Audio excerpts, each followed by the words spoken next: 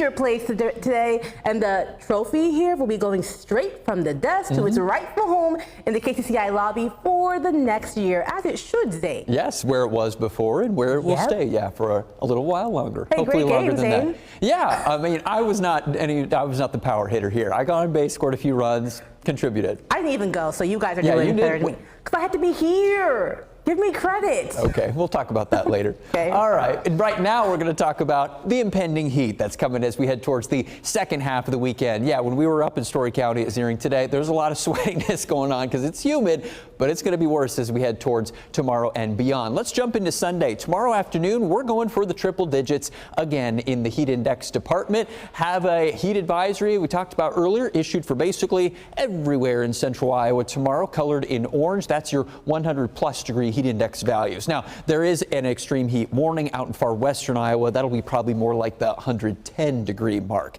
Outside right now, mostly 90s by comparison. So we're going to jump these numbers by about 10 more degrees as we head towards tomorrow. That'll be your change from now until then.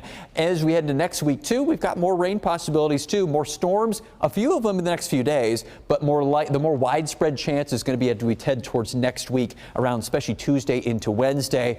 And then we're eventually going to be cooling down below average temperatures. That'll be a nice change. Haven't had that recently. Outside this evening, we're just getting rid of a few of these lingering, scattered, almost isolated sort of storms and showers out there, mainly off towards eastern Iowa at this hour. Back this afternoon, though, there were a couple of those showers, kind of a long little shift in the winds. This picture came to us from Elizabeth out in Jasper County of one of those little showers producing a little funnel cloud here, dipping down from the clouds, actually farther than most of these kind of non-supercellular funnels usually go. Nothing dangerous, didn't reach the ground, at least as far as we know of, but we've had a few of those sort of things happen recently. You can occasionally have those little funnels form just for an average shower, or even just from a cloud sometimes. Tonight, the only chance of clouds we've got, besides maybe a few this evening, is going to be a little bit of fog that's possible late tonight and into tomorrow morning. So keep that in the back of your mind for your Sunday early on. And then as long as that lifts fairly quickly, it's off to the races into those triple-digit heat index values by tomorrow afternoon.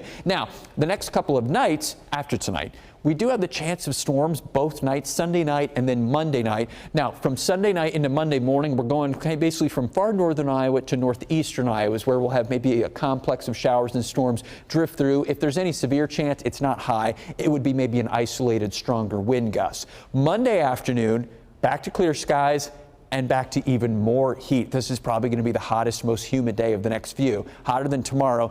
There's probably going to be multiple places, maybe a lot of places around Iowa that get past 110 for heat index values on Monday afternoon. Both the heat and the humidity will surge. And then we've got another little complex of storms that looks to scrape by, I think, pretty far northern Iowa. Some of our modeling gets down to maybe Highway 3 or Highway 20, but I think maybe a little bit farther north than that. But that would be the main zone that could get another chance of some storms overnight Monday and into Tuesday. And then, like I said earlier, the more widespread storms will probably be Tuesday night and into Wednesday. Late tomorrow night and late Monday night, those are probably going to be more isolated or, other parts of Iowa. Now that cool down, hey, there it is. As we head past Wednesday, some clouds will be lingering, some showers, maybe a few non-severe storms Wednesday as the boundary pushes to the south of Iowa. We drop from 90s to 80s, and then we've got a few days, it looks like, of some 70s and a little bit lower humidity as well from Thursday, Friday, and into maybe even the first part